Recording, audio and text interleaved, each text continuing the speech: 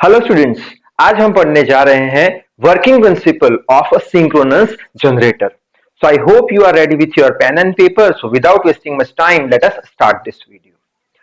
तो सबसे पहले हम ये जो जनरेटर है उसका मतलब समझेंगे। जनरेटर क्या है बच्चों के? एक ऐसा डिवाइस है जिसको हम अगर मैकेनिकल एनर्जी देते हैं रोटेशन के फॉर्म में तो वो जनरेटर उसको इलेक्ट्रिकल एनर्जी में कन्वर्ट कर देता है। ये बेसिक मीनिंग है। अब जो सिंक्रोनस जनरेटर है वो क्या करता है, वो भी अगर उसको हमने मैकेनिकल एनर्जी दिया तो उसको वो इलेक्ट्रिकल एनर्जी में कन्वर्ट कर देगा। लेकिन ये जो सिंक्रोनस जनरेटर है वो अल्टरनेटिंग करंट के फॉर्म में हमें इलेक्ट्रिकल एनर्जी देगा, यानी synchronous generator AC current produce करेगा। इसलिए सिंक्रोनस जनरेटर को हम एसी जनरेटर के नाम से भी बुलाते हैं। ठीक है।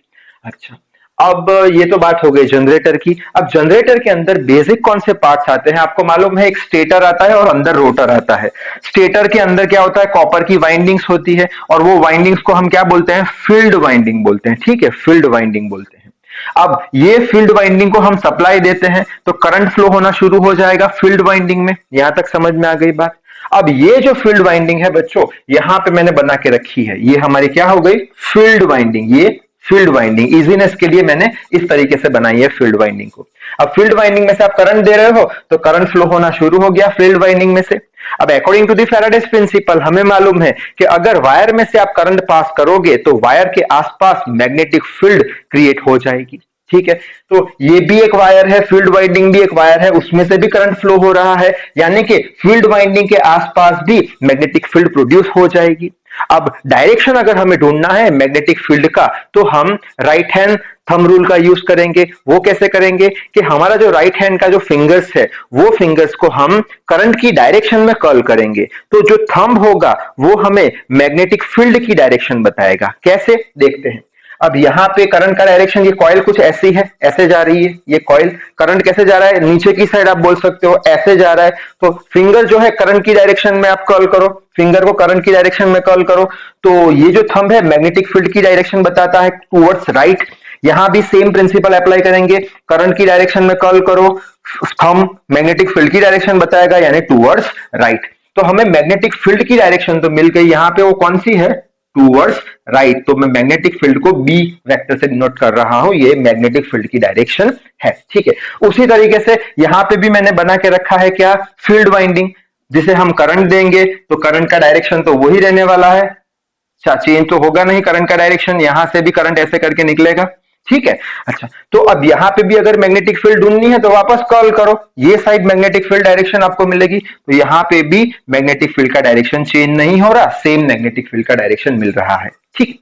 अच्छा, अब हम बात करेंगे रोटर की। रोटर बच्चों शाफ्ट पे कनेक्ट किया गया होता है और शाफ्ट के ऊपर कॉपर की वाइंडिंग होती है जिसको हम क्या बोलते हैं? Armature winding. ठीक है, और ये आर्मेचर वाइंडिंग फील्ड वाइंडिंग के अंदर रखी होती है। ठीक है, ये हमारी फील्ड वाइंडिंग हो गई, उसके अंदर हमें क्या रखना है? Armature winding. तो ये जो बच्चों पोर्शन है ए बी सी डी, ये आर्मेचर वाइंडिंग है। इजीनेस के लिए मैंने एक ही टर्न लिया है आर्मेचर वाइंडिंग का, जो है ए बी सी डी। ठीक है। अच्छा, अब ये जो आर्मेचर वाइंडिंग है वो शाफ्ट के ऊपर है। क्यों? क्योंकि शाफ्ट को हमें रोटेट कराना है, शाफ्ट को हमें मैकेनिकल एनर्जी देनी है, तो जनरेटर उसे इलेक्ट्रिकल एनर्जी में कन्वर्ट करेगा। तो ये जो आर्मेचर वाइंडिंग है उसके ऊपर मैंने ऐसे लीवर बना के रखा है। ये लीवर को हम घुमाएंगे तो क्या होगा? ये जो आर्मेचर वाइंडिंग है वो घूमेगी किस में? मैग्नेटिक फील्ड में घूमेगी। ठीक है, और अगर वो मैग्नेटिक फील्ड में घूमना शुरू हुई तो क्या होगा? ये वाइंडिंग जो है आर्मेचर वाइंडिंग, उसमें से करंट फ्लो स्टार्ट हो जाएगा। ठीक है। अच्छा, आगे बढ़ते हैं, थोड़ा कंस्ट्रक्शन देख लेते हैं, फिर देखेंगे कैसे करंट फ्लो होता है। ठीक। अब ये जो ब्रांच ए बी है उसके साथ, ये जो ब्रांच ए बी है उसके साथ एक slip ring, slip SLIP, slip ring S1 connect की गई है। ठीक है, और वो ब्रश B1 से कनेक्ट किया गया है, बाद में इसे गैल्वेनोमीटर से कनेक्ट कर दिया गया है, बाद में ये जो सीडी ब्रांच है वो भी एक स्लिप रिंग S2 से कनेक्ट की गई है, वो एक ब्रश B2 से कनेक्ट किया गया है और वो गैल्वेनोमीटर के साथ कनेक्टेड है। अब ये जो ब्रशेस है बच्चों, ये ब्रशेस का क्या यूज है? सिंपली वो करंट को कलेक्ट करेगा, दैट्स इट, और कुछ नहीं करेगा। और ये जो स्लिप रिंग है, अगर कंस्ट्रक्शन आपको अच्छे से समझना है तो मेरे पास एक मॉडल पड़ा है। तो ये जो है बच्चों हमारा क्या है? ये यहां से मैं दिखाऊं तो ये ब्रांच, यहां से दिखाऊं थोड़ा पास से, ए बी सी डी है। ठीक है, और यहां से क्या है? ये स्लिप रिंग S1 है। तो ये आप देख सकते हो, ये स्लिप रिंग S1 ऐसे कुछ है, ये वायर को यहां से मोड़ा हुआ है, ये स्लिप रिंग S1 है, ठीक है। अब ये जो CD ब्रांच है, ये जो CD ब्रांच है उसके साथ ये वाली स्लिप रिंग S2 है, तो ये वाली स्लिप रिंग S2 हमने कर दी, तो कुछ इस तरीके से ये मॉडल दिखने में लगता है, ठीक है। अब दोनों को ब्रशेस से कनेक्ट किया, यानी ये दोनों साइड, एक ये मेरा फर्स्ट फिंगर यहाँ पे, ये थंब यहाँ पे, ये ब्रश है मेरे, और जब ये कॉइल घूमेगी तब आप देख सकते हो कि ब्रश तो वहां के वहां ही रहेंगे, लेकिन स्लिप रिंग रोटेट होती जाएगी, ठीक है। ब्रश तो वहां ही रहेंगे, ब्रश वहां ही रहेंगे, स्लिप रिंग रोटेट होती जाएगी जब ये ये जब इसे हम घुमाएंगे, ठीक है। तो आई होप इसका कंस्ट्रक्शन आपको समझ में आ गया होगा, ठीक है। अब आगे बढ़ते हैं। तो ये गैल्वेनोमीटर क्यों कनेक्ट किया गया है, क्योंकि गैल्वेनोमीटर हमें बताएगा कि अगर आपने इसको मैकेनिकल एनर्जी दी, रोटेट किया, तो क्या आर्मेचर वाइंडिंग में से करंट फ्लो हुआ कि नहीं। That means galvanometer will only indicate that whether current is flowing और नॉट। हमारा टारगेट क्या है, मैकेनिकल एनर्जी दी, उसको इलेक्ट्रिकल एनर्जी में कन्वर्ट करना है, वो भी AC अल्टरनेटिंग करंट हमें चाहिए, ठीक है। अब यहां पे ये फर्स्ट हाफ पोर्शन है, फर्स्ट हाफ पोर्शन यानी यहां पे पहले तो एज इट इज पड़ा है क्या, आर्मेचर वाइंडिंग, ठीक है। अब इसे हमें घुमाना शुरू करेंगे, ये डायरेक्शन में, कोई भी डायरेक्शन में आप ले सकते हो, ऐसे करके ऐसे, ऐसे करके ऐसे घुमा रहे हैं। अगर ऐसे घुमाएंगे तो ये जो कॉइल है बच्चों ऐसे आएगी, यानी ये जो CD ब्रांच है उस पे आउटवर्ड फोर्स लगने वाला है, CD ब्रांच पे। तो मैं ऐसे बना दूं, CD ब्रांच पे आउटवर्ड फोर्स, यहां पे फोर्स कहां लगा, आउटवर्ड्स। अगर CD ब्रांच पे आउटवर्ड फोर्स लगा तो BA ब्रांच पे इनवर्ड फोर्स जाएगा, तो मैं ये बता देता हूं, ये कौन सा हमारा इनवर्स फोर्स लग गया, ठीक है। अच्छा, अब ये हमारा एक रोटेशन, जब हाफ रोटेशन खत्म होगा, ये फर्स्ट हाफ रोटेशन खत्म होगा, तो क्या होगा, यहां से ये जो CD ब्रांच है वो यहां चली जाएगी CD, और ये AB ब्रांच यहां आ जाएगी, वही मैंने बताया है, AB ब्रांच यहां आ जाएगी और CD ब्रांच यहां चली जाएगी, ठीक है। और हम तो कंटिन्यूअसली रोटेट कर रहे हैं, यानी कि यहां से ऐसे रोटेट किया, यानी ये ब्रांच ऊपर आई, अब यहां से ऐसे रोटेट करेंगे, ऐसे रोटेट करेंगे, तो ये ब्रांच वापस ऊपर आएगी, तो यहां पे फोर्स कहां लगेगा, आउटवर्ड्स लगेगा, और इसी तरीके से यहां पे फोर्स कहां लगेगा, इनवर्स लगेगा, ठीक है। अच्छा, तो ये फर्स्ट हाफ और सेकंड हाफ की कहानी तो आप समझ गए। अच्छा, अब क्वेश्चन वहां आके अटक जाता है कि सर इसको अगर हम घुमाते हैं, ये आर्मेचर वाइंडिंग को, जो कॉपर का वायर है, तो इसमें से करंट कैसे फ्लो होना शुरू हो जाएगा, ठीक है। तो वो समझने के लिए हमें electromagnetic induction, EMI, electromagnetic induction principal समझना बहुत जरूरी है, जो फैराडे ने दिया था। फैराडे ने एक इक्वेशन दिया था इलेक्ट्रोमैग्नेटिक इंडक्शन के लिए, E is equals to d∅dt, ठीक है। E यानी क्या, इंड्यूस्ड EMF, जो भी वायर है उसमें अगर आप EMF को इंड्यूस करोगे तो वायर में से करंट फ्लो होना शुरू हो जाएगा, ठीक है। तो कैसे करंट फ्लो होगा वायर में से, तो उन्होंने ऐसा बता दिया कि अगर कोई वायर है आपके पास और वो वायर को अगर आपने मैग्नेटिक फील्ड में रखा हुआ है, ठीक है, तो अगर वो वायर पे ये जो मैग्नेटिक फ्लक्स है, ये जो मैग्नेटिक फ्लक्स है, वो मैग्नेटिक फ्लक्स अगर चेंज होते हैं समय के साथ, या फिर जो भी वायर है वो वेरिएबल मैग्नेटिक फ्लक्स को कट करता है समय के साथ, तो ही वो वायर में करंट फ्लो होना शुरू होगा, ठीक है। वापस एक बार, उन्होंने ऐसा बोला कि अगर कोई वायर मैग्नेटिक फील्ड में रखा है, ठीक है, और वो वायर में से अगर आपको करंट फ्लो कराना है, तो वो वायर पे जो भी हमारा मैग्नेटिक फील्ड होगा वो चेंज होना चाहिए, या फिर वो wire variable magnetic field flux को कट करना चाहिए, तभी EMF इंड्यूस होगा, करंट फ्लो होना शुरू होगा। अब यही चीज को समझने के लिए मैंने 3 डायग्राम बना के रखे हैं, ठीक है। ये फर्स्ट, ये सेकंड और थर्ड। मैंने क्या किया है, मैग्नेटिक फील्ड लेके रखी है, यानी B यानी मैग्नेटिक फील्ड, ठीक है। अब मैग्नेटिक फील्ड के अंदर मैंने ऐसा एक कॉपर का वायर रख दिया है। अच्छा, अब मेरे को ये बताओ कि ये कॉपर के वायर में ये मैग्नेटिक फील्ड में रखा है, क्या करंट प्रोड्यूस होगा, नहीं होगा। क्यों नहीं होगा, क्योंकि यहां पे फ्लक्स कितना है, 0 है। फ्लक्स यानी क्या, the number of magnetic field line passing through the conductor. वापस एक बार, number of magnetic field line passing through a conductor. तो ये जो कंडक्टर है उसमें से कितनी मैग्नेटिक फील्ड लाइन पास हो रही है, सर एक भी फील्ड लाइन पास नहीं हो रही है, इसका फ्लक्स कितना हो गया, 0 हो गया। यहां पे अगर 0 रखोगे तो करंट का आंसर 0 आ जाएगा, कोई करंट प्रोड्यूस नहीं होगा, ठीक है। आगे बढ़ते हैं। अब ये वायर को अगर मैं ये डायरेक्शन में रोटेट कर रहा हूं, ऐसे रोटेट कर रहा हूं, तो क्या होगा, अब कितना फ्लक्स हो जाएगा, फ्लक्स यानी क्या, number of field lines, magnetic field lines which is passing through the conductor. कितनी लाइन पास हो रही है मैग्नेटिक फील्ड की, 2, तो फ्लक्स कितना हो गया, 2 हो गया।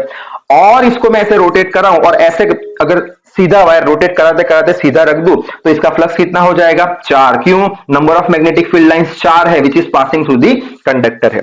तो बच्चों अब ये वायर में से करंट फ्लो होना शुरू हो जाएगा। क्यों, क्योंकि ये वायर पे फ्लक्स जो है चेंज हो रहा है, 0, 2, 4 ऐसे फ्लक्स चेंज हो रहा है। या ऐसे बोल लो कि ये वायर जो है वो फ्लक्स, वेरिएबल फ्लक्स को कट कर रहा है। पहले 0 था, फिर 2 फ्लक्स कट किया, फिर 4 फ्लक्स कट किया, यानी चेंजिंग फ्लक्स है ये वायर पे, यानी वायर वेरिएबल फ्लक्स को कट कर रहा है समय के साथ। तो डेफिनेटली ये वायर में से इंड्यूस्ड ईएमएफ प्रोड्यूस होगा और करंट फ्लो होना शुरू हो जाएगा। ठीक है, ये बात आपको समझ में आ गई। अब यही चीज हम यहां पे देखेंगे, कैसे कि मैग्नेटिक फील्ड तो है यहां पे, हाँ सर मैग्नेटिक फील्ड है, वायर भी रखा है कॉपर का, ये हमारा आर्मेचर वाइंडिंग है, हाँ सर वायर भी हमने रखा है। अब ये जब वायर ऐसे रोटेट होगा, ये जब वायर ऐसे रोटेट होगा तो क्या होगा, वायर पे मैग्नेटिक फ्लक्स चेंज होगा या वायर वेरिएबल मैग्नेटिक फ्लक्स को कट करेगा समय के साथ। अगर वायर ने ऐसा कर दिया तो वायर के अंदर से करंट फ्लो होना शुरू हो जाएगा। तो आपको ये बात तो समझ में आ गई कि ये अगर कॉइल को हम रोटेट करते हैं मैग्नेटिक फील्ड में तो कैसे इसमें करंट फ्लो होना शुरू हो जाता है। लेकिन क्वेश्चन वहां आके अटक जाता है कि सर ये वायर में करंट तो फ्लो हो रहा है लेकिन कौन सी डायरेक्शन में, डायरेक्शन कैसे पता करें हम करंट फ्लो का। तो उसके लिए हमें फ्लेमिंग्स का जो राइट हैंड रूल है उसका यूज करना पड़ेगा। अब फ्लेमिंग्स का जो राइट हैंड रूल है बच्चों, उसमें क्या कहा गया है कि सबसे पहले जो हमारा राइट हैंड है उसकी जो 4 फिंगर यानी फर्स्ट फिंगर है, मिडल फिंगर है और थंब है, इन तीनों को म्यूचुअली परपेंडिकुलर डायरेक्शन में अरेंज कीजिए। यानी कि ये तीन जो फिंगर है वो 90 डिग्री पे हो एक दूसरे के साथ। ठीक है, बाद में जो ये फर्स्ट फिंगर है हमारा, इसको हमें मैग्नेटिक फील्ड की डायरेक्शन में रखना है और जो थंब है उसे हमें फोर्स की डायरेक्शन में रखना है। तो ये जो मिडल फिंगर है वो हमें करंट की डायरेक्शन बताएगा। वापस एक बार, हमें क्या करना है, करंट की डायरेक्शन ढूंढने के लिए फ्लेमिंग्स राइट हैंड रूल को यूज करना है। फ्लेमिंग राइट हैंड रूल क्या बोलता है, म्यूचुअली परपेंडिकुलर ऐसे राइट हैंड की फिंगर को अरेंज कीजिए, जो फर्स्ट फिंगर है उसको मैग्नेटिक फील्ड की डायरेक्शन में रखिए, थंब है उसको फोर्स की डायरेक्शन में रखिए, तो ये मिडल फिंगर करंट की फ्लो की डायरेक्शन हमें बता देगा। ठीक है, चलो अप्लाई करके देखते हैं कैसे करेंगे। तो पहले तो ये एबी ब्रांच की अगर बात करें, इसमें करंट कौन सी डायरेक्शन में फ्लो हो रहा है, तो ऐसे कर देते हैं पहले तो। ठीक है, कर दिया सर। अब फर्स्ट फिंगर को कहां हमें रखना है, मैग्नेटिक फील्ड की डायरेक्शन में। मैग्नेटिक फील्ड कौन सी डायरेक्शन में है, ये डायरेक्शन में। तो ये मैग्नेटिक फील्ड को मैं ऐसे रख दूं, हाँ सर ये फर्स्ट फिंगर मैग्नेटिक फील्ड की डायरेक्शन हो गई। ठीक है, अच्छा बाद में थंब को कहां रखना है, फोर्स की डायरेक्शन में। अब ये जो ब्रांच है बच्चों, फोर्स कहां है, अंदर की साइड लग रहा है ना, इसको अंदर की साइड, अंदर की साइड यानी थंब जो है हमें अंदर की साइड करना पड़ेगा, यानी ये हो गया अंदर की साइड, मैग्नेटिक फील्ड ये साइड। मिडल फिंगर क्या बताएगी, करंट के फ्लो का डायरेक्शन जो कि डाउनवर्ड्स है, यानी ये वायर में करंट कौन सी डायरेक्शन में फ्लो होगा बच्चों, डाउनवर्ड्स। ठीक है, इतनी बात समझ में आई। अब यही रूल हम ये सीडी ब्रांच पे भी लगाएंगे। कैसे, फर्स्ट फिंगर मैग्नेटिक फील्ड, ठीक है सर, फोर्स कहां है, आउटवर्ड है, थंब दिखाएगा, तो ये फोर्स आउटवर्ड यानी थंब ने दिखाया। मिडल फिंगर क्या बताई, मैग्नेटिक मिडल फिंगर करंट के फ्लो की डायरेक्शन बताएगी, तो ऊपर की साइड है, तो यहाँ पे करंट ऊपर की साइड है। ठीक है, अच्छा अब हम पूरा सर्किट खत्म करेंगे। कैसे कि ये करंट यहां से आया, इसमें घुसा, बाद में ये ब्रश B1 में गया और यहां से गैल्वेनोमीटर में गया, यहां से ब्रश B2 में आया, ये कॉइल में आया, यहां से करंट ऊपर चढ़ा, फिर ये यहां पे आया और यहां पे आया। ठीक है सर, ये सर्किट डायग्राम हो गया। अच्छा अब सपोज करते हैं यहां पे पॉइंट X है, यहां पे पॉइंट Y है। ठीक है, यानी करंट X to Y जा रहा है। ठीक है, अच्छा अब ये तो फर्स्ट हाफ की बात हो गई। अब हम सेकंड हाफ की बात करेंगे। सेकंड हाफ में क्या होगा, ये स्लिप रिंग S1 तो यहां ही रहने वाली है, तो रोटेट हो रही है सिर्फ। ठीक है, और B1 ब्रश भी वहां ही रहेगा, ये B2 जो S2 स्लिप रिंग है ये भी यहां रहेगी, लेकिन इसका जो ऐसा वायर था ऐसा वो घूम के ऐसे आ जाएगा, तो ये घूम के ऐसे आ गया। ठीक है, अच्छा अब यहां पे भी हम फ्लेमिंग्स राइट हैंड रूल लगाएंगे। कैसे लगाएंगे, तो वही कहानी, क्या मैग्नेटिक फील्ड ये फोर्स इनवर्स, यही बात, मैग्नेटिक फील्ड ये फोर्स इनवर्स, तो कौन सी डायरेक्शन में करंट फ्लो हुआ, डाउनवर्ड्स। तो यहां पे भी मैं करंट का डायरेक्शन डाउनवर्ड बता दूं, यहां पे मैग्नेटिक फील्ड ये direction, force upwards, magnetic field ये डायरेक्शन, फोर्स अपवर्ड्स, तो करंट कहां फ्लो हुआ, अपवर्ड, तो यहां पे ये अपवर्ड हो गया। अब वापस से हम इसका सर्किट पूरा करेंगे, कैसे कि ये यहां से जा रहा है, अब ध्यान से देखना, यहां से जा रहा है, ठीक है, ये लाइन से निकला, यहां पे पहुंच गया, S2 स्लिप रिंग में आया, S2 स्लिप रिंग में से ब्रश में गया, ब्रश में से गैलोमीटर में गया, गैलोमीटर से बाहर निकला, ब्रश B1 में गया, ब्रश B1 में जाके स्लिप रिंग S1 में गया, स्लिप रिंग S1 में से निकल के ये AB में यानी ऊपर की बाजू आ गया, यानी सर्किट कंप्लीट हो गया।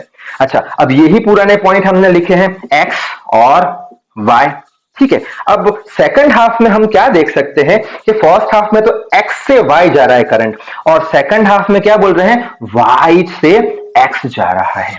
समझ में आ रहा है, यानी करंट क्या कर रहा है, यानी कि यहां पे मैं एक्स वाई लिखूं तो y टू एक्स, करंट क्या कर रहा है, पहले x टू y जाएगा हाफ रोटेशन के लिए, फिर y टू x जाएगा हाफ रोटेशन के लिए, यानी कि हम ऐसा कुछ ग्राफ बना सकते हैं, ये हमारा करंट हो गया, ये हमारा टाइम एक्सिस हो गया। फर्स्ट हाफ के लिए अगर मैं बोलूं x to y positive direction है तो y टू x कैसी डायरेक्शन लेनी पड़ेगी बच्चों, नेगेटिव डायरेक्शन। तो फर्स्ट हाफ के लिए ये x टू y पॉजिटिव हो गया, ठीक है, और नेक्स्ट हाफ के लिए y टू x नेगेटिव हो गया तो ये नेगेटिव हो गया, और ऐसे साइकिल चला करेगी। तो ये हमें पता है ये कौन सा करंट है बच्चों, ये अल्टरनेटिंग करंट है, यानी कि हमने इधर मैकेनिकल एनर्जी दिया तो ये आर्मेचर वाइंडिंग ने कौन सा करंट बना के रख दिया, अल्टरनेटिंग करंट बना के रख दिया। तो ये सारी बातें थी working principle of synchronous generator.